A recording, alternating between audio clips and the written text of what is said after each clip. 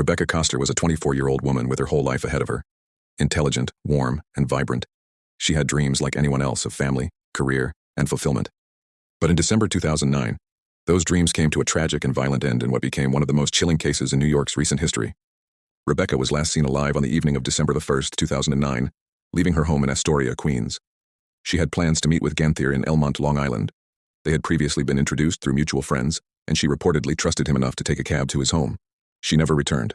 2 days later, on December 3rd, authorities received a report of a fire on the side of the road in Wappinger, Dutchess County, nearly 90 miles from where Rebecca was last seen.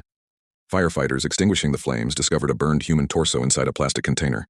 The body was so severely mutilated that investigators were initially unable to identify it. What followed was a painstaking forensic investigation. Detectives traced the remains to Rebecca Koster using dental records, as her hands, feet, hair, and tattooed skin had all been removed presumably by the killer, who attempted to thwart identification. The brutality of the mutilation sent a clear message. This wasn't an impulsive act. It was cold, calculated, and designed to leave no trace. Investigators quickly homed in on Ganthier as the last person to see her alive. When they searched his home and vehicle, they found damning evidence. Blood was discovered in his garage, where he had apparently tried to clean up a crime scene. DNA matched the blood to Koster. They also found duct tape with Ganthier's fingerprints, cleaning supplies, and suspicious surveillance footage showing him near the location where Rebecca's body was dumped. At first, Ganthier denied any wrongdoing, claiming he had dropped Koster off at a gas station near his home that night and had no idea what happened to her afterward. But the physical evidence told a very different story. Authorities charged him with second-degree murder, and he was held without bail. The prosecution built a strong case, asserting that Ganthier had lured Rebecca to his home, killed her there possibly during or after a sexual advance or dispute, and then tried to erase all evidence of the crime. The defense put forward a far-fetched theory, that Koster had accidentally died after falling and hitting her head on a pair of dumbbells, and that Ganthier had panicked and attempted to dispose of the body in fear. That story failed to convince the jury.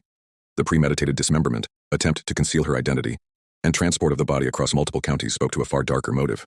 Though prosecutors couldn't establish a specific reason, whether jealousy, rage, or a failed sexual advance, they argued the sheer effort Ganthier took to destroy the evidence reflected a deep consciousness of guilt. In April 2013, after a 2-week trial and just 5 hours of deliberation, Evans Ganthier was found guilty of second-degree murder. The judge, recognizing the extreme nature of the crime, handed down the maximum sentence: 25 years to life in prison.